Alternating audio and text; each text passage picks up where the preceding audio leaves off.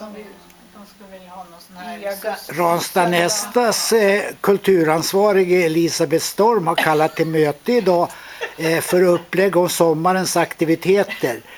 Det skulle vara intressant att höra vad Elisabeth Storm säger. I Ranstad kallar vi Bettan, så att vi tror vi följer upp det ordet och kallar Bettan. Vad är det du har att säga, Bettan? Ja, vad tänker ni köra igång med? Jo, men just nu så höll vi på att planera allsångskvällarna.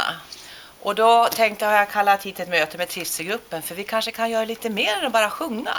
Ett upplägg runt om, så jag vill informera dem lite. Det är också eventuellt ett musikcafé här innan allsångskvällarna i juni.